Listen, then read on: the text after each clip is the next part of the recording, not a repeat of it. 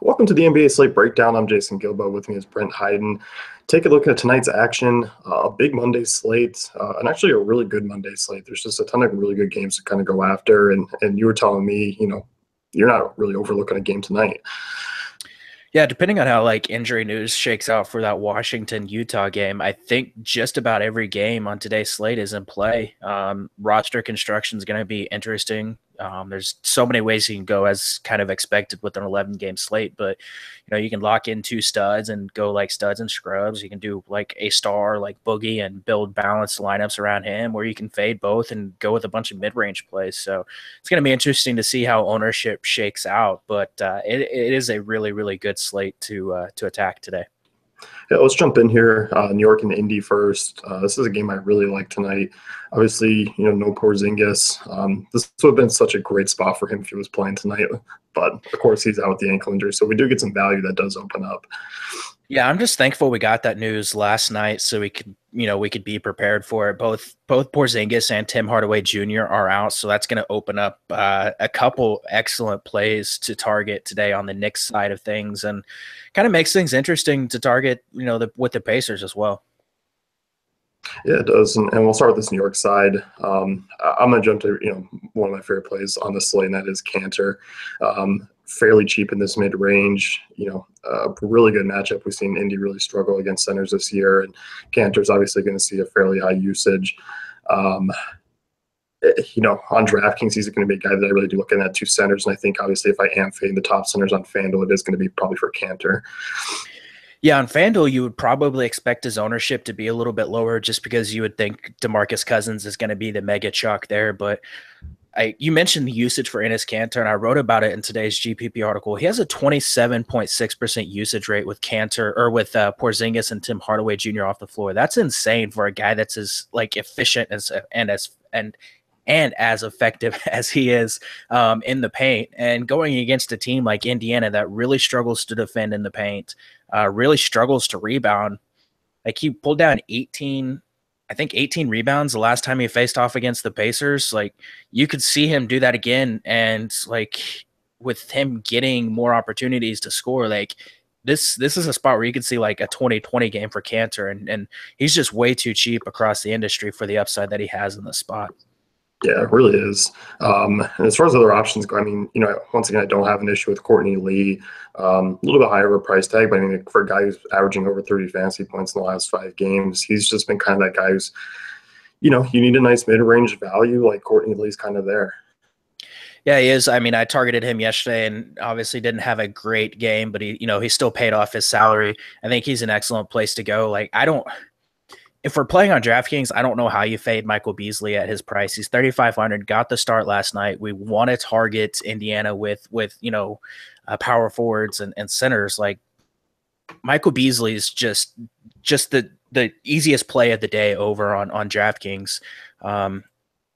There's just no way he doesn't pay off that salary. And you could see him put up 35, 40 fantasy points tonight in this matchup.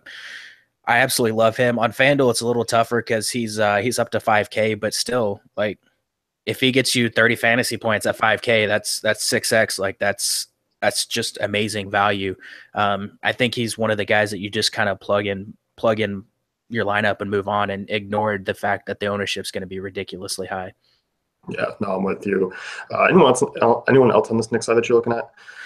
I don't mind Jarrett Jack. He's going to probably play a decent amount of minutes. We know the Pacers defense not great as far as defending point guards. I'm not going to go with Damian Dotson. He's going to play 25 minutes and get you 6 fantasy points probably. So that's a fade there for me. Yeah, Jack 3,900 on DK. Like you mentioned, the stars and scrubs approach. He's big guy that kind of fits that category. Yep. On the Indiana side, a decent. You and I were kind of talking about Darren Collison before the show, and more joking around because there's been a couple nights where we can't seem to get him right. It's so hard to predict. I feel like every time I'm on Darren Collison, he sucks, and then every time I fade him, he goes off. It is interesting to note, his price is down 5,700 on DraftKings, 5,900 on FanDuel. That's pretty darn cheap for a guy that has 45, 50 fantasy point upside, and in a matchup against a Knicks squad that really struggles to defend point guards. I mean, if he's going to get 30 minutes of Jarrett Jack defense, like I'm all about that. The spots where you can attack the Knicks this season are kind of like as the pick and roll ball handler, as like spot up shooters and things like that. And that's kind of where Darren Collison excels. So he's a guy that I'm kind of locking in my lineups and building around. He's just way too cheap for this matchup. Yeah. For really us joking around, I mean, it's been because we've had a couple of these really good spots for Collison. He's kind of come out a little bit flat, but I mean, playing really well of late. Had a great game against Toronto last time out. Once again, I mean, it's kind of been successive. When you see Indiana struggle, you kind of tend to see Collison struggle a little bit. Yep. So, Oladipo tonight, obviously reaching, new price tags for him. He's come off a monster game against Toronto. He's just been playing incredibly good basketball this season. Like, a high price tag, like I still think he's in play, as crazy as it sounds. Yeah, I think he's in play in all formats. Like he's probably going to have Courtney Lee on him most of the game. And obviously Lee is getting up there, but like he's still a decent defender. So that does concern me a little bit, but I mean, the usage is insane for Oladipo. He's taking so many shots. He's notching steals, notching blocks.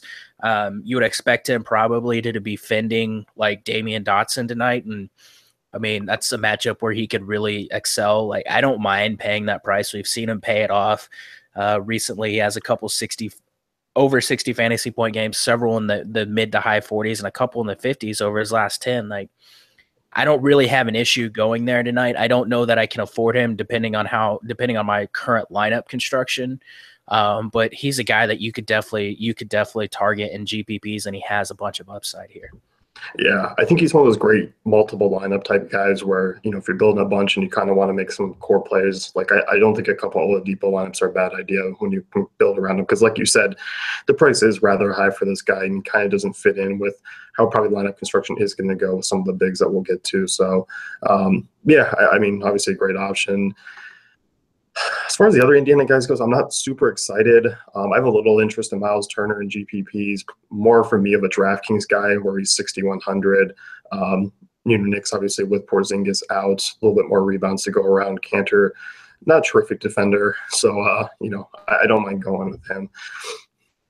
I don't mind it in GPPs. He's not a guy that I'm really targeting too heavily, though. But that price is starting to come down a little bit. Like I think I'll be more interested in him. Probably, I don't know who they play next, but you would imagine that if he has a bad game tonight, his price will dip below that 6K mark on DraftKings. So I'd be a little more interested in the next few days. But he's a fine GPP play. I don't mind Thaddeus Young either. I think he's a guy that you can target. He's been playing pretty well recently, so. He's a guy that if you want to get exposure to the Pacers and you're not wanting to go with Collison or Oladipo, he's a guy you could look at. Yeah, certainly. Moving on here, take a look at Orlando and Charlotte. 220 total. This is definitely a game that I want some exposure to. It's kind of weird seeing Charlotte in a game that's like as projected to be as high scoring as this one, but it is a great spot for a few guys on both sides of this game. Like I have a lot of interest in the Charlotte side of things, and if you're going to be interested in attacking Orlando with a bunch of players from Charlotte, you have to imagine that one or two guys from the Orlando side of this game are going to be in play. So a lot of fantasy goodness to be had here. Yeah, definitely. We'll start with that Orlando side. Guys like Elfrid Payton, he's a fine GPP option for me in the slate. Minutes we obviously seen kind of tick back up 34, 29, 31 over his last 3 games. 6K in DraftKings, I mean, a really solid price tags. I probably won't go there in cash games, but GPPs, I like them.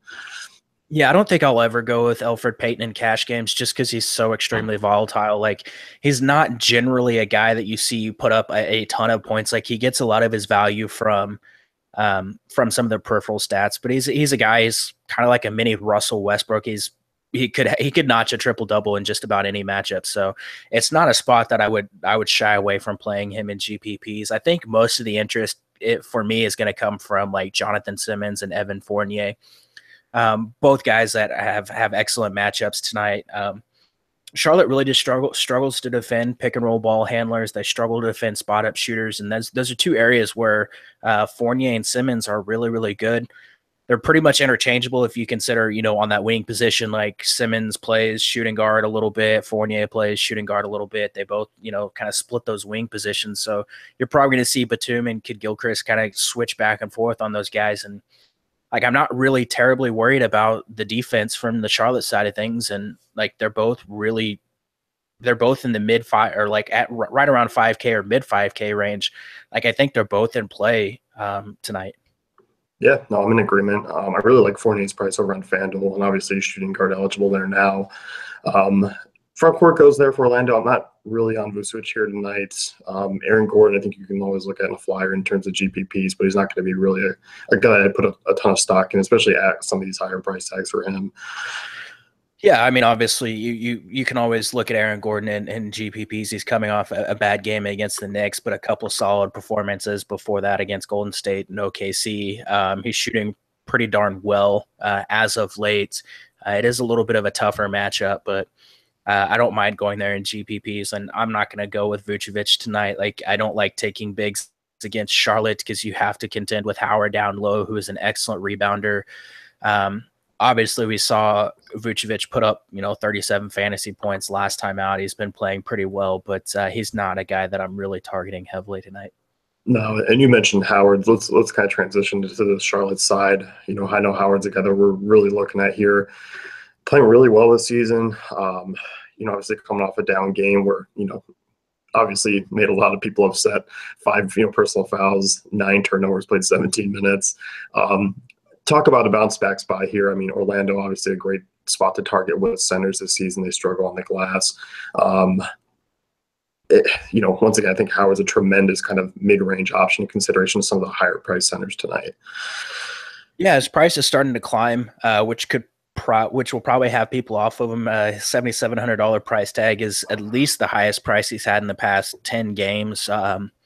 But going against a Magic team that can't rebound, can't box out, can't defend at the rim, giving up a ton of points in the paint. Like, I think this is a spot where we could see Howard put up a 45, 50 point outing. And we saw against this Magic team last time out, he played 29 minutes and had 35 fantasy points. I believe he had hang on, I was looking at the wrong thing. He had 40 fantasy points, 22 real points, 9 rebounds. If he gets one more rebound and gets that double-double bonus on DraftKings, he's paying off his salary pretty easily. So it's a revenge game too. It's not in Orlando, but it is against one of his former teams. So I think I really, really like this spot for Howard. And as we mentioned a couple times already, with a bunch of really great center plays tonight, like, he's a guy that you could probably get at fairly low ownership. Yep. And then kind of look at the Charlotte backcourt here. Nicholas Batum, Kemba Walker probable. Batum really cheap. Good spot for him. Obviously, he's been pretty pedestrian in terms of fantasy production. He's had a couple of decent games since returning. I kind of like him at these price tags tonight, but I don't feel comfortable about it.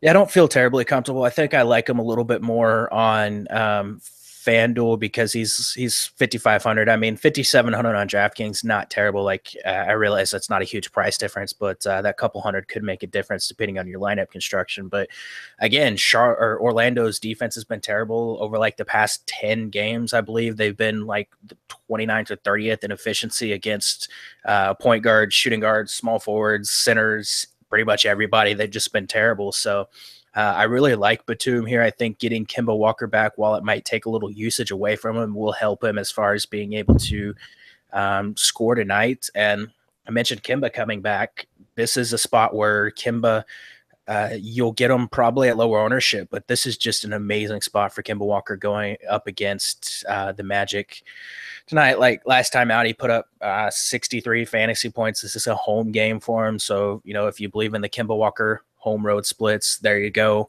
I know it could be perilous to look at how a player has performed against a team last time out, but you can use it to gauge kind of how much upside a player has. And if you tell me he has 60 fantasy point upside against his team at 7,500, like, hello, that's a lock and load for me. Yeah, no, certainly. Anyone else you're looking at here in Charlotte? No, not really. And to mention, Kemba Walker news, he said he's going to play and he will not be on a minutes limit. There we go. Phoenix Philly here. This one, I mean, 227 total. a lot of people are going to be interested in this game. There's obviously a ton of potential. We'll start with this Phoenix side. We do have some injury news that we need to keep an eye on. Obviously, the front court of Phoenix with 19, 20 centers that they actually have. So, we could see one drop off. Yeah, they have pretty much like every player in their front court can play center, and for some reason their idiot head coach thinks he has to play all his centers minutes. I don't know why, but we'll leave that for another night. But watching that Alex Len news is going to be important. You and I were discussing beforehand, like I don't necessarily think it matters if Alex Len suits up, because going up against Joel Embiid, there's 100% chance that Alex Len fouls out in like the first 10 minutes of being on the court against Embiid. So like, I don't think it really matters that much. We saw Tyson Chandler against the Celtics put up a huge game. He had 18 rebounds in that game. I think he's the only guy in this front court that has a chance at defending Embiid tonight. And like, I know Embiid and Simmons and the Sixers are a good rebounding team, but they're still giving up like 43 rebounds per game. They're still giving up a decent amount of points in the paint. Like, Tyson Chandler at his price has upside and has potential, especially in cash games, to pay off that salary. Certainly. As far as other Phoenix Suns go, I mean, I think you can look at Devin Booker tonight. Obviously, pretty good spot for him. He's kind of a little bit cheaper than guys like Oladipo. On DraftKings, obviously, a Beal who's kind of in that same price tag. But Booker, I mean, playing well. The peripherals have been up this series, averaging 4.3 rebounds per game, 4 assists. Like, Booker's just been kind of an all-around solid floor play. I mean, averaging over 35 fantasy points this year. Like, I don't mind in a game stack or correlation here. Yeah, I mean, we're not really breaking any news here with Devin Booker being a good fantasy option. I mean, if you want to get exposure to the Suns, like there's pretty much 3 ways that you're going to do it. You're going to do it with one of the big men, and that's risky because Jay Triano wants to play all of his big men, and you're going to do it with Devin Booker and TJ Warren. Like, all those guys are excellent plays. Like, I think people are going to be off TJ Warren in the spot because they're going to expect him to get Robert Covington defense, which is logical. That being said, Covington doesn't always match up with opposing small forwards. We've seen the Sixers this season, they ranked 22nd in fantasy points allowed to opposing small forwards. They're giving up over 40 per game. You're also going to hear people talk about, like, the Sixers being excellent at the rim because they have Embiid back there, but they're one of the worst rim protection teams in the NBA. They're giving up almost 30 rebounds per game to opposing forwards. We know Warren is an excellent rebounding wing. I think this is a spot where you're going to get a really low ownership on TJ Warren because there's a lot of misconceptions that he's going to be matched up with Covington and he's not going to be able to rebound. And I think this is a spot where you see Warren kind of bounce back from some of these pedestrian games he's had recently and put up an upside game. And at his price, like, I don't want to really overlook him tonight.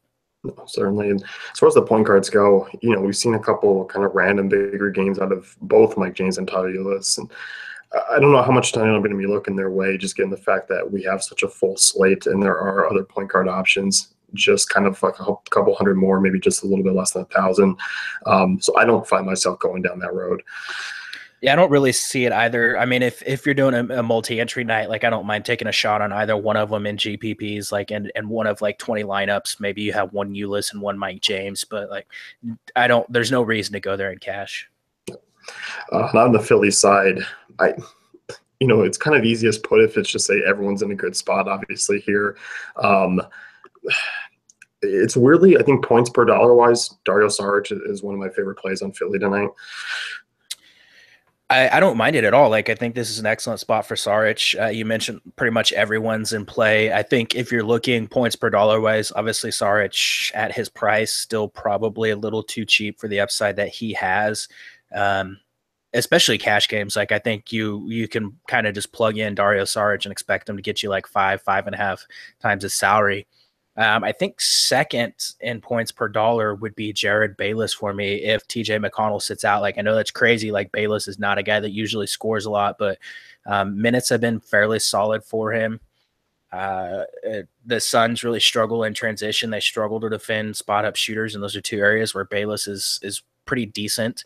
I don't mind paying down at like point guard, shooting guard on DraftKings, where Bayless is like 3,400 and getting some exposure there. No, I don't either. And for me, I mean, it's Robert Covington, Ben Simmons, Joel Embiid. Like, I'm going to have exposure to all of these guys tonight. It's just they're in such good spots.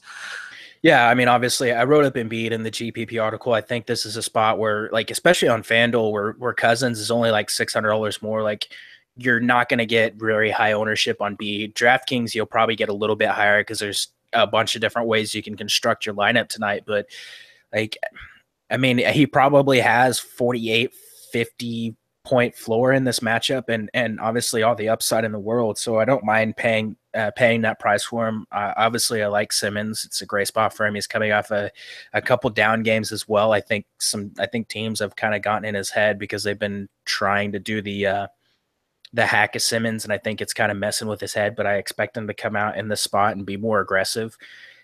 And I think JJ Redick, I kind of glossed over him when we were talking about the backcourt, but his ability, like the assists have really kind of boosted his floor. It's a great spot for him, and I think you can target him as well. Yeah, I do too. I mean, obviously, you've got Phoenix allowing opponents to shoot 38% from three. Always a good spot. And you mentioned when, the assists we've kind of talked about the last few shows, and 7, 5, 4, 3 over his last 4 games. Definitely something we haven't seen out of Redick in prior days. Yeah, and again, that just like even though his price is starting to come up, that just like those assists, if he's coming out and getting you 5 or 6 assists a night, like at that price, like that really just boosts his floor and makes it really tough to fade him in this matchup. Milwaukee, Boston next year, 202 total. Boston 6-point favorites. Obviously, Giannis is a guy who's, it doesn't matter about the Boston defense. He's averaged over 60 fantasy points in 2 games against them this year. He's 10-6, on DraftKings. I think obviously that's a pretty significant difference from LeBron tonight when you kind of compare the two. And obviously you have Durant there at 9K.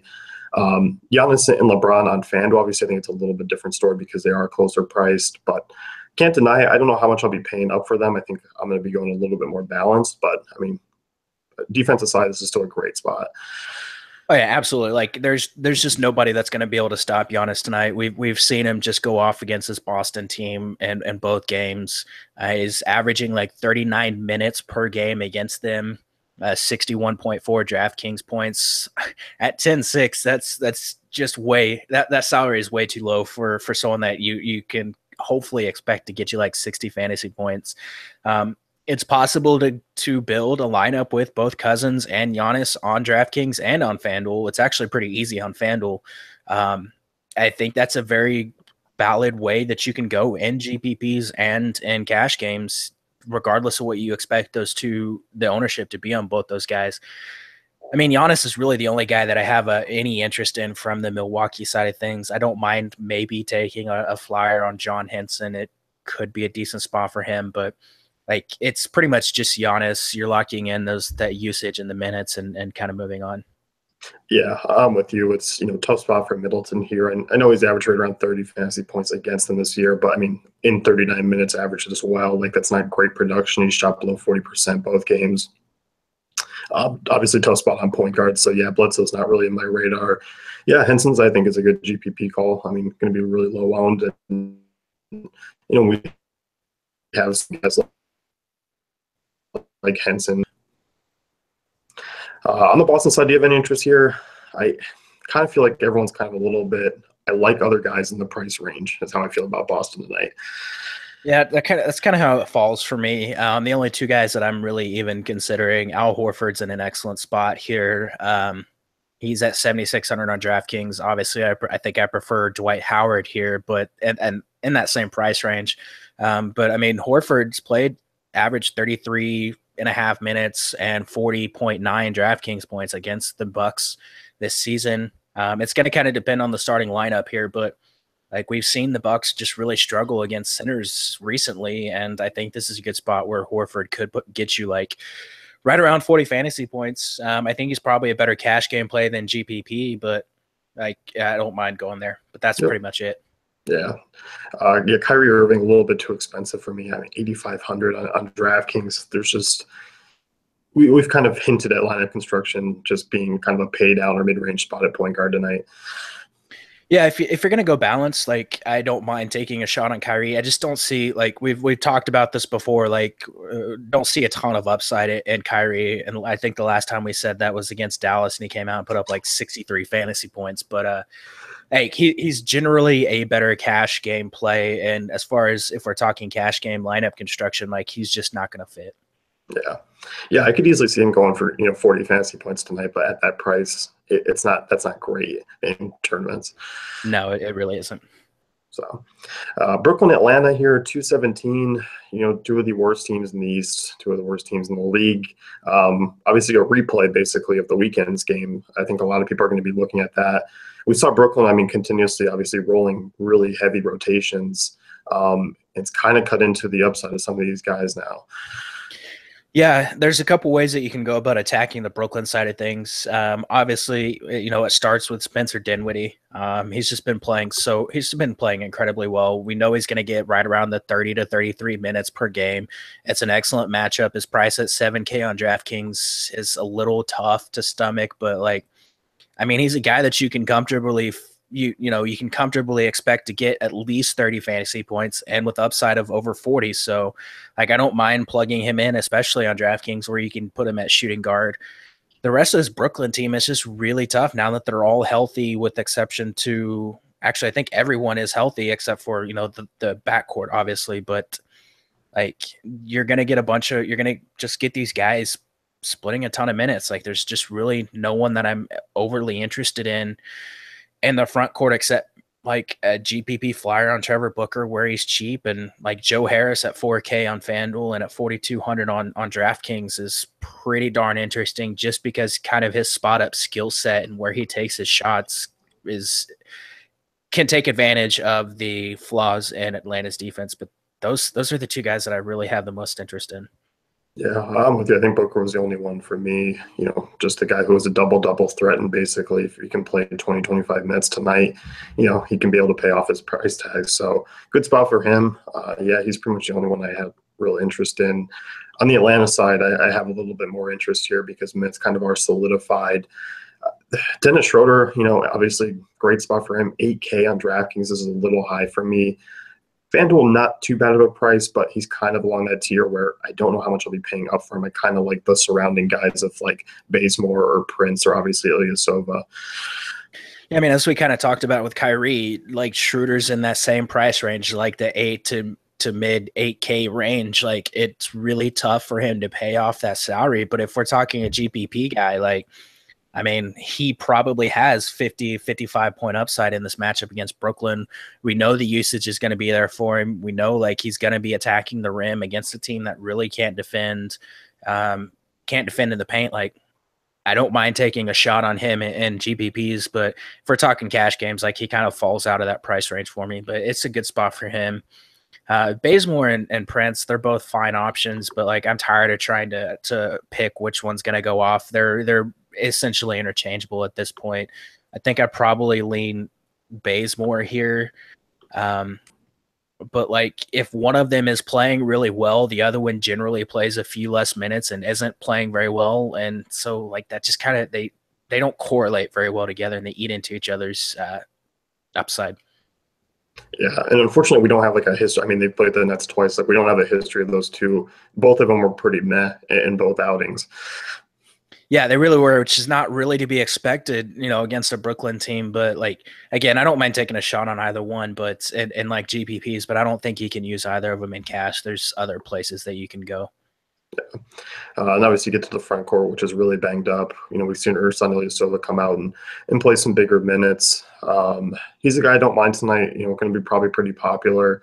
Obviously a good spot.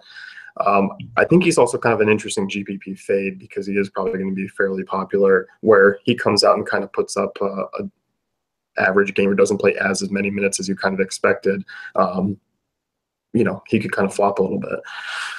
Yeah, and we saw last game, Budenholzer just kind of ran pretty much all these rotating bigs out there for 20 to 24 minutes. No one got heavy minutes. Ersan played he played 24 minutes. Tyler Kavanaugh played 21 minutes. Plumlee played 19 minutes or something like that. But I think Plumlee was in foul trouble.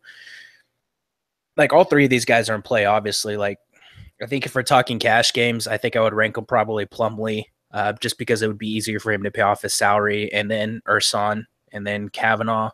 Um, I think in GPPs, though, I think you look at Babbitt as the guy that you could get for obviously cheaper than Urson. He came out, he put up scored like 20 real points in 20 minutes, 21 minutes.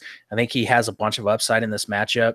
I don't mind him in cash games either, but that being said, I think he's probably the better GPP option. And then you could look at Kavanaugh, Plumlee, and then Ilyasova. But like all these guys are in play. All of them are fairly cheap and can pay off their salaries. But like I think that's the way I just broke it down is how I would rank it for GPPs and cash. Babbitt's actually pretty interesting. A guy who can certainly get hot from shooting. I mean, a decent 3-point shooter. Like at 4K on DraftKings, a guy obviously like you said, you want guys that can pay off the price tags easily. He's also a curious look.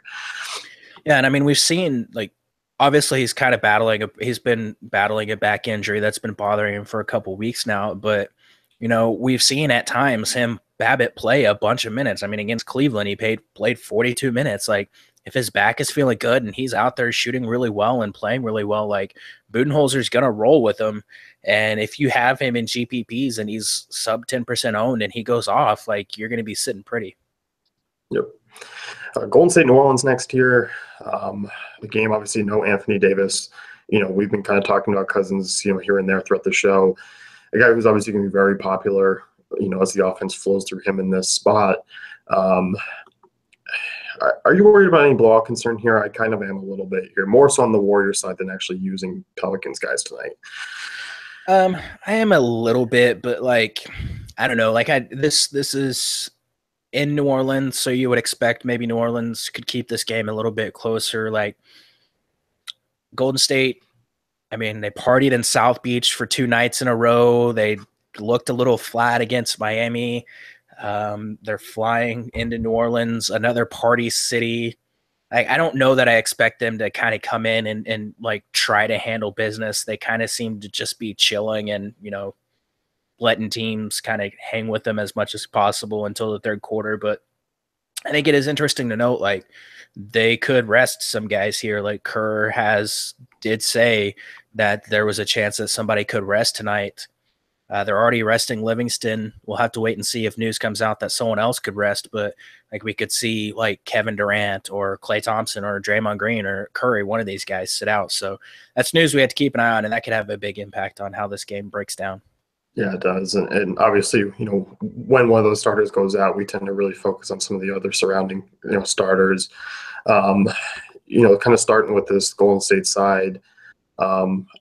It's weird because I don't have a ton of interest on tonight's slate. Obviously I think Curry, Durant, Draymond are all very much in play. Klay Thompson at his price is certainly intriguing. Durant, I mean, I think a lot of people are going to look back at that last game and, notice he put up 50 fantasy points, but, 7 blocks. I can't really count on that happening again. Outside of that, it was a pretty average game for a lot of these guys. Yeah, the thing that's interesting with Durant, and this is pretty much DraftKings only, is he's 9,000. That's pretty low. Durant against the Lakers was 9,300 last time, or a few games ago. He was 9,100 last night. 9K is probably the lowest that we've seen Durant this season. I haven't gone back and looked, but you'd have to imagine that's pretty darn low. That's a tough fade. I know his game was boosted by 7 blocks, but we know that Durant's a guy that can notch 3, 4, 5 blocks in a game. They're probably going to be starting Etuan Moore at the 3.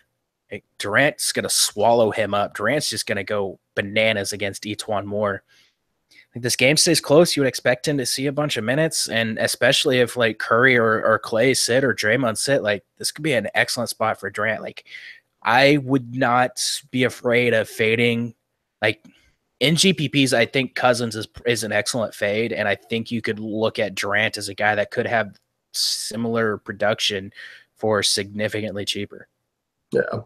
It looked like Thompson, I mean, 2-game sample size from this year. He's averaged 27 points against the Pelicans, shooting over 50% from the field and 3. Price is up a little bit, obviously. He's been playing pretty well, kind of averaging right around 30, 35 fantasy points per game. I kind of like him as the lower price guy from this Warriors side that I would kind of take some shots with.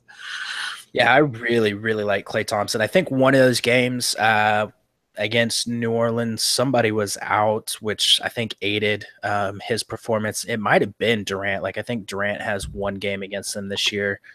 Yeah, it looks like Durant Yeah, was the one that sat out. So obviously that helped Clay Thompson. But we look at the Pelicans, they struggle to defend the 3-point line. They're not great against spot up shooters. They're one of the worst transition defenses in the NBA. Clay Thompson ranks in like the 93rd percentile in transition offense. It's a great spot for him. I think he can really light them up tonight. And he's a guy like, if you're wanting to get some somewhat cheap exposure to the Golden State side, like I think you can look at him. Obviously, I don't mind Curry; he's in a great spot too. And then if Zaza sits, Jordan Bell's pretty interesting. You would expect him probably to see a boost in minutes, and they'll probably put Draymond Green on Cousins, and that would leave Jordan Bell kind of free to do whatever he wants going up against like Dante Cunningham. yeah. I mean, we've seen Bell, perform. I mean, 16 minutes against Orlando, put up nearly 30 fantasy points. Like we've seen these huge games from him, and speaking of blocks, he's a guy with tremendous blocking upside. Yeah, he's a very high energy, very active player. So I think he's in play if Zaza sits. Like I said, I think you see him play extra minutes, and you see Kerr kind of tell Draymond to try to lock Boogie down. So and that again gives Bell kind of free reign to do whatever he wants. Yeah, and that kind of concerns me a little bit more with playing Green. Yeah, I don't really have a ton of interest in Green tonight. Like, obviously, he's a guy that could, he could notch a 10 and 10 game in this matchup, but he's going to probably have to try and face off against Boogie, and that really concerns me. I think Zaza, like, he's questionable. He's battling an injury, but he's a guy, like, near min salary that's played about 20 minutes a game against the Pelicans and averages like 22 fantasy points. So he's a cheap option you could look at as well if he plays. Certainly. And on the New Orleans side, we'll start with Cousins here. Davis, obviously, everything's just going to flow through him. At his price tags, I mean, you look at the game against Portland, fairly tough matchup.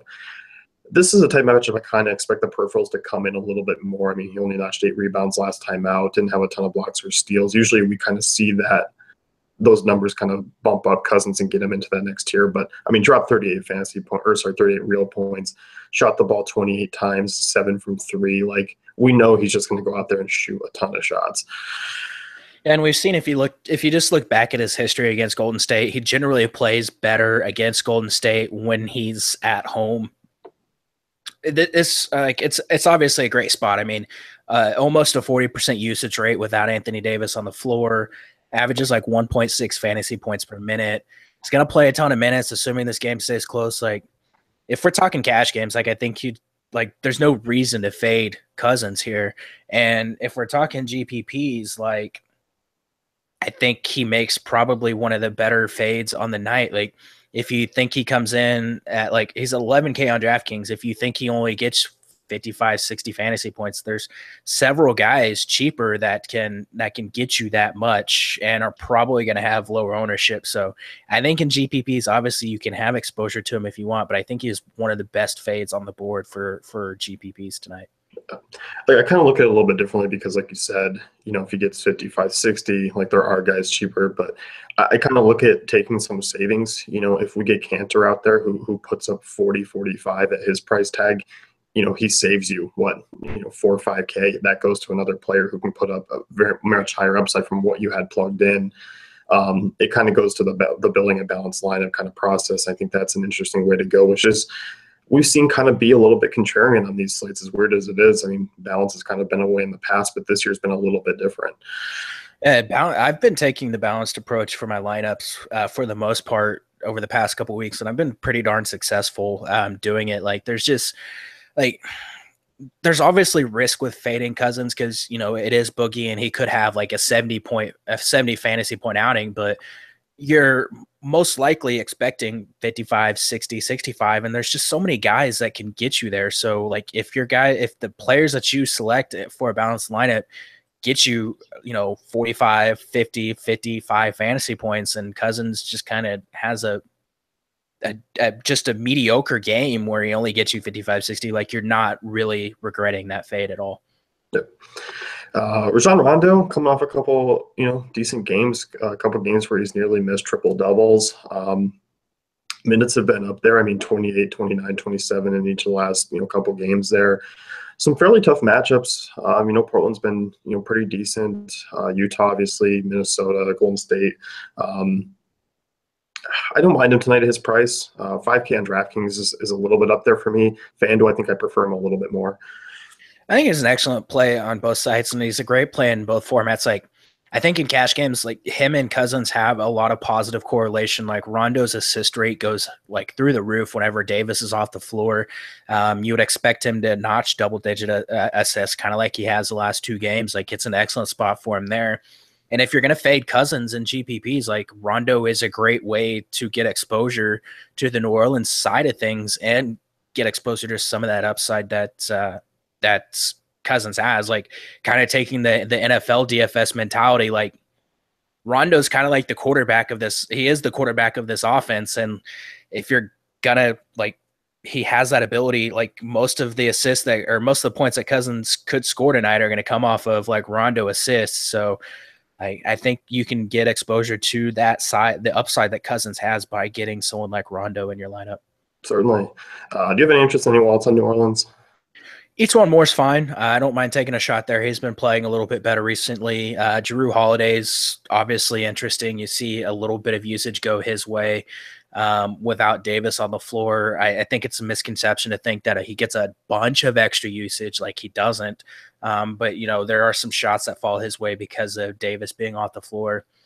Darius Miller is a cheap option. Wouldn't say no to that, but it's mostly just Rondo and Cousins here. Minnesota, Memphis next, 204 total. This kind of graded out to me like the Boston, Milwaukee game where I don't mind guys, but I kind of just like a lot of other ranges around. It's not great spots for really both these teams. It is one of the lower totals on the night. Like Gasol's probably in the best spot from the Memphis side. And then outside of that, like I'm not terribly intrigued with the Minnesota side at their price tags. I actually disagree. I think Tyreke Evans is in the better spot from Memphis. He's been starting. He's been playing that point guard role. We see the usage is just insane with him, with Parsons out and with Conley out. Like he has a bunch of usage. We saw against Cleveland, he just went bonkers, put up like 64 or 65 fantasy points or something like that. The assists are going to be there for him. He has an opportunity to rebound as Minnesota. Kind of they're a decent rebounding team, but they're not great. They're not great at defending the rim. Like I think this is a spot where Tyreke Evans, even at his price, has a ton of upside here. He came out after the game and talked about how JB Bickerstaff kind of empowered him to be more aggressive and kind of just take what the defense gives him instead of trying to force things. So I don't really see a reason to fade Tyreke here. I made that mistake last game against Cleveland. I'm not going to do it again tonight. Yeah, a huge outing. Over 60 fantasy points last time out against Cleveland. I guess I just worry a little bit about the potential defenders that he could see in this spot rather than the Cleveland game, which was a much easier, matchup for him.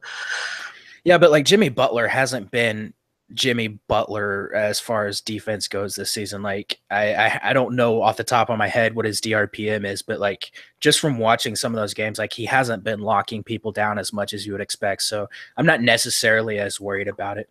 Yeah. Anyone in Memphis that you're looking at? Gasol's fine. We know Cat defense is terrible. I wouldn't mind taking a flyer on Gasol. What is his price? I think his price is probably It's up there. He's a GPP guy for me. He's more of just a lower ownership play because he's not going to get a ton of love on this slate because he is higher up, and we've already mentioned so many centers, and there's probably a few more to go still. Yeah, I think it's interesting to know Brandon Wright is going to be out for this game, so that could be a few extra minutes for Gasol. I mean, he's got over 40 fantasy points in 2 straight games. Like, I think he's an excellent GPP option. Yep. On the Minnesota side, I kind of given my takes already.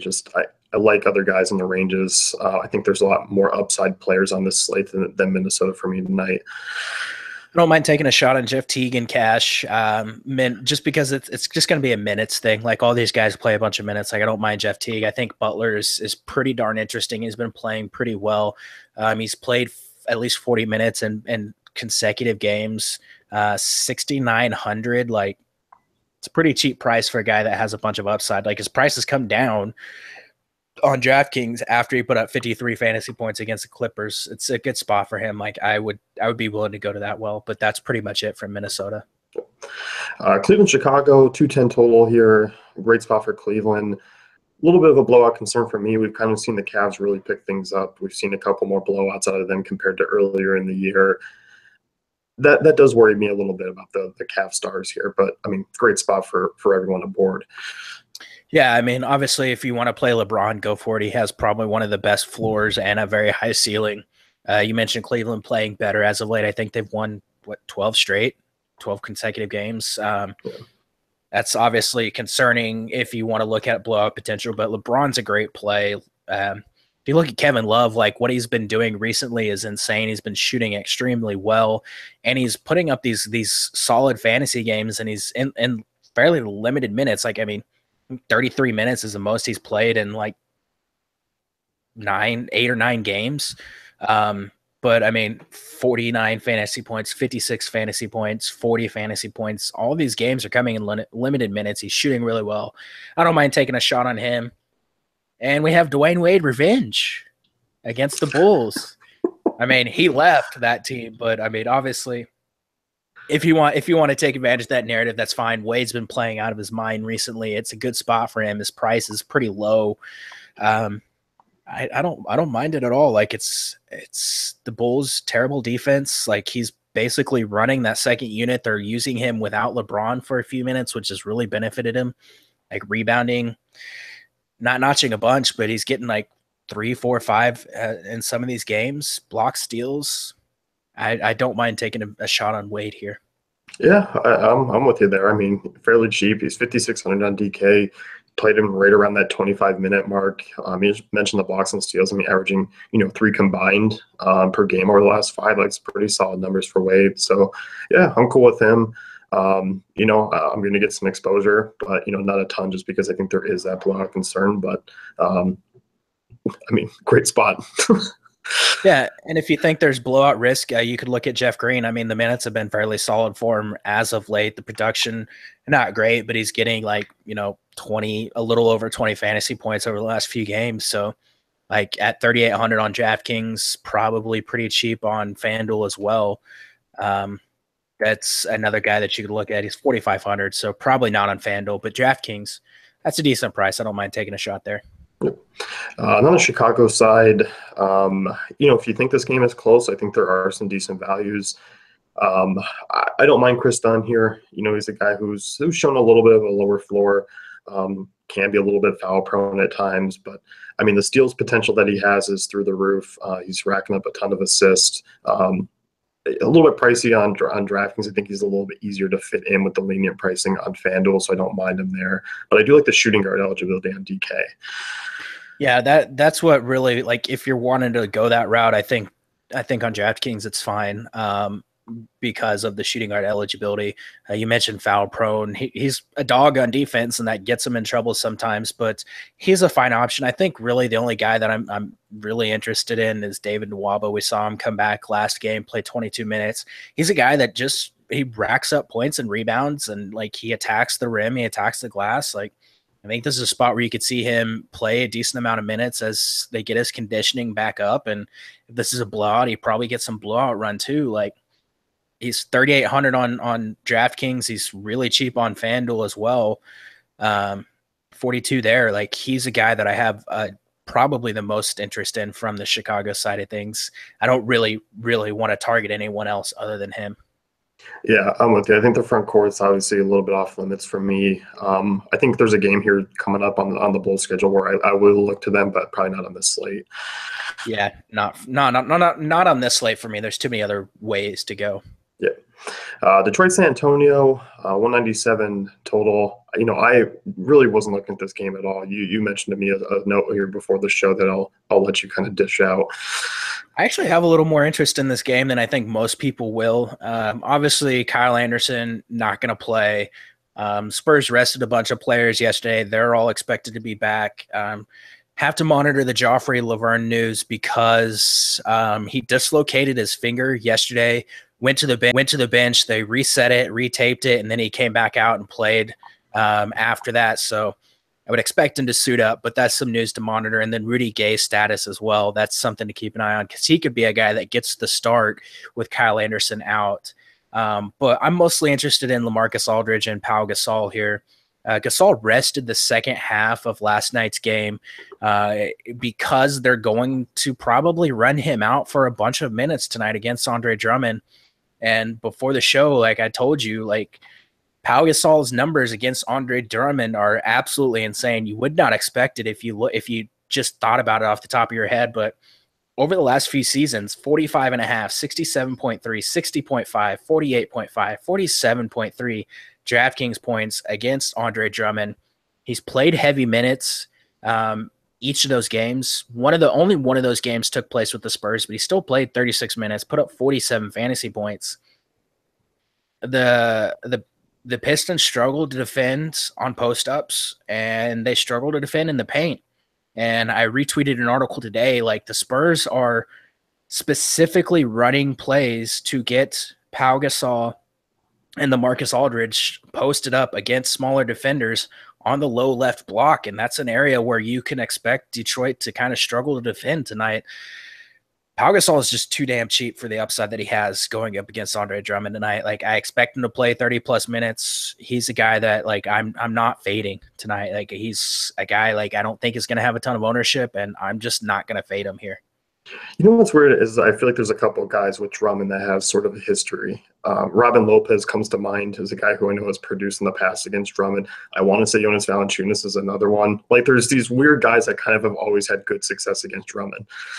Yeah, it's kind of an underrated spot. Like there's been a bunch of centers this season that have had good games against him, and just like a cursory glance just at DVP, and you'd be like, oh well, centers against Detroit, that's not a great spot, but like it's not necessarily the case. Like there's been some guys that have had really good outings, and this is a spot where I think Gasol is one of those guys.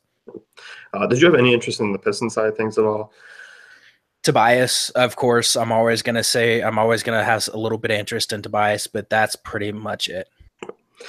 Denver, Dallas, and this kind of seems like the all value game or all mid range game. Like there's no expensive real plays from this game, but guys that will play some heavy minutes. I kind of like this game if you're kind of filling out lineups. Like there's a lot of good plays. There's probably something that you need in this game.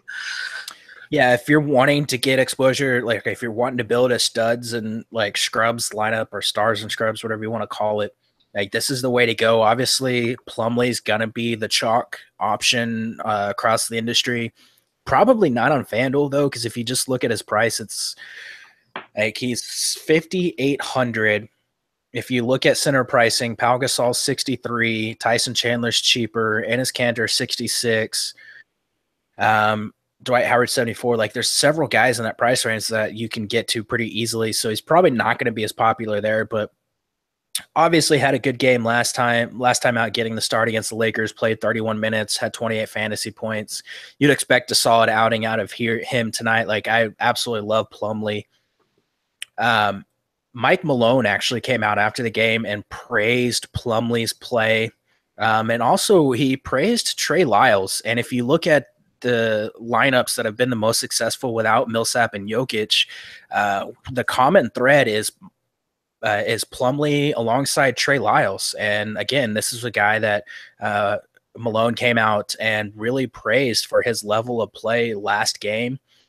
He's probably going to be the guy that gets overlooked. Like Fareed's going to be a little bit chalky here. Like he's a fade for me. Hernan Gomez, probably not a guy I'm looking at. Like I think Lyles is the cheap option here from the Denver front court that you want to have exposure to tonight. He's 3,700 on DraftKings. He's a little more expensive on FanDuel, but from the way Malone was talking and the way Trey Lyles played the last couple of games, like I think he's the guy that you want here. Yeah, I mean, 30 minutes, 22 minutes over the last two games. Lyles is a guy that we've known from the past in DFS when he was back in Utah, and we had those front court injuries, and Lyles would pop up every now and then as a core play. Like, yeah, really cheap for a guy who's hit 20 plus fantasy points for the last two games. I'm definitely cool with that. As far as the backcourt goes, you kind of have a decent cash game option in Gary Harris. You have that upside play. Gary Harris has actually been playing really well of late. I know I don't have to get you going on Gary Harris. I am the Gary Harris truther. Like, it's funny because like my friends, anytime Gary Harris has like a highlight reel play, like they immediately like retweet it and tag me in there because like I'm such a Gary Harris truther. I love him in the spot. We obviously see him get a little extra usage. The minutes are there for him. This game probably plays small. You'll see him on the court for a bunch. Like, I absolutely love Gary Harris here. Jamal Murray coming off a huge game. He's in a good spot. Obviously, we want to see what the status of Wilson Chandler is. But if he sits, you'll see Hernan Gomez probably get the start, but Barton will play a bunch of minutes. In 6 minutes together this season, Will Barton, Gary Harris, Trey Lyles, Jamal Murray, and Mason Plumlee have an offensive rating of 108.7, a defensive rating of 58.3, and a 122.4 net rating. That's insanely good. Like, you would expect them to get a bunch of minutes together based on kind of the mindset that Mike Malone has. So those are those guys that I just named off, those 5, those are the guys that I have the most interest in. Yep, I'm with you. On the Dallas side of things, I want to start with Dennis Smith here. Hasn't topped 30 fantasy points in each of the last 8 games. Hasn't topped over 30 minutes. Obviously price has come down quite a bit. It's a good spot here tonight. Usage is still the same. I'm going to be on the first kind of game back that Dennis Smith pops off. Yeah, I don't mind taking a flyer on him. Obviously, this game probably could be a little bit tougher, as I mentioned, how stout the defense has been for Denver whenever those 5 guys that I mentioned are on the floor. Part of their defensive strategy is to try to like kind of trap the point guard and force him to pass. Smith, more of an isolation rim attacking guard. So this could be a spot where you see him struggle. That being said, you mentioned the usage. It's still pretty high. The price, not insane. Like, I don't mind taking a shot in GPPs. I think I would rather go with JJ Barea at like point guard on DraftKings. I think he's point guard, shooting guard eligible. He's shooting guard eligible on FanDuel. He's pretty cheap across the industry. I think I'd rather go there. I'd rather have Wesley Matthews, who's in a decent spot and is really cheap. And then, of course, Barnes is just a guy that you're going to get a bunch of minutes out of. They kind of run a bunch of isolation plays for him. And Denver's isolation defense, not great, not terrible, but you could see Barnes actually come out and put up a solid game here. Yeah, I definitely don't mind Barnes. The kind of the staple slogan for Barnes is he's going to play a lot of minutes. Yeah, that's pretty much it. Like, that's the one thing he has going for him. Like, he does have some offensive ability, and he's gone off in a few games this season, but like, you're just locking in a safe floor of like a bunch of minutes. So he's a guy I don't mind going with. And if this game goes small, like Dirk is interesting. He's still only playing like 22 to 26 minutes, but he's still performing pretty well. Dwight Powell and Maxi Kleber, you could take flyers on in GPPs as well, but it's mostly just Barea, Matthews, and Barnes for me. Yep, I agree with you there. Last game of night, Washington, Utah. We're still going to wait some injury news on the Utah side. Let's look at Washington here. I haven't really been playing all that well. Tough spot on the road. I don't have a ton of interest in these guys. Like Otto Porter, obviously Bradley Beal have kind of been the main ones. We haven't seen what's his name, Tim Frazier, really pan out. It's been more Satoransky who's picked up the play behind him. And then like Frazier last game out against Detroit actually had a solid outing, but it really has been Satoransky. They've been kind of splitting minutes. Sorry, my mustache got in my mouth. Satoransky has been actually a little bit better, so he's a guy that I have a little interest in here. But like, I think this is a spot where we can get back on Beal. Price is starting to come down. Utah defense has been pretty solid, but they do kind of struggle against spot-up shooters and have kind of struggled a little bit on the against three-point shooters. So I do like Beal a little bit. Don't mind Otto Porter here. Not a great matchup, but like, again, just a bunch of usage goes to him and a bunch of shot attempts. So those are the 2 guys I'd look at the most. Morris finally had the Markieff Morris game that we've been waiting for. Like, it was funny because like 30 minutes or an hour before that game came out, he said, like, there was a quote that he said like Scott Brooks sat down with him and did a one-on-one film session, and then he comes out and puts up 41 fantasy points. But again, I don't mind taking a shot on either of those three guys, but that would be pretty much it. Like I'm not terribly intrigued with the Washington side of things here. Yeah. On the Utah side, it's, what's been the Alec Burks train over the last few games, been a great value. He's still 4K on DraftKings. I'd feel a little bit better if Hood was out to kind of get that extra tick up in minutes. He's played 31-29. You mentioned to me before the show, he's still been kind of playing around that 23-24 mark anyway. Yeah, like Hood didn't practice yesterday. I have a tough time imagining that he'll play tonight. He's just been chronically injured this year, and I think they're going to try to take their time with him. So Alec Burks definitely interesting if Hood sits out, and Raul Neto I think is probable at the moment, but even with Neto on the floor, Burks is still playing a decent amount of minutes. He still has upside. You're not going to see him come out and put up 50 fantasy points if everybody's healthy, but he's 4K, 24, 28 fantasy points. I'll take that all day long at that price. So he's probably going to be pretty popular, but as a cash game option to fit in some of these stars, I don't mind going that route at all. Yep. As far as other options go, Utah's front court's a little bit expensive for me. I'm talking Derek Favors. Joe Ingles, I kind of like some other options around. So Utah's a little bit off. Rubio, I like other options around. I think the only other guy that I really take a look at is obviously Donovan Mitchell and GPPs. Obviously shooting lights out of coming off a monster game, has taken 10 3-point attempts in 3 of the last 4 games.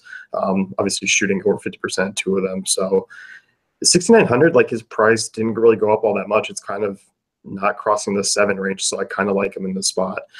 Yeah, it's a great spot for him. Obviously the usage is there. He's been his performance, Donovan Mitchell and Alec Burks playing well have kind of taken away the minutes from Rubio. So I really do like Mitchell in the spot. I would not say no to using him. If Gobert sits, which I find it crazy that he's even, questionable for this game because he was supposed to be out several weeks. If Gobert sits, I don't mind taking a shot on Jonas Jerebko just because he's still really cheap and he's been over 20 fantasy points in three of the last 4. So I don't mind going that route, but it's Mitchell, it's Burks, and that's pretty much it, and maybe a flyer on Jerebko. Yeah, Gobert, I didn't really mention the injury thing because I really don't expect him to big play. I don't think it's anything too intense here. Yeah, he took it was they called it a light practice, so it wasn't even apparently a full practice. So expecting him to come back tonight is a little absurd, but again, it's something to just keep an eye on. Yep. That's it for us. Let's go with the highest scoring player on tonight's slate. Who you got? Highest scoring player. Let's see. Let me go with Kemba Walker.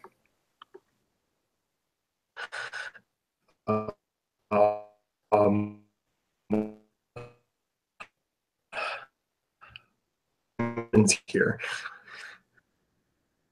You cut out there. I think your internet connection went to crap. DaveFantasyCafe.com. Check out the great tools and content. Good luck.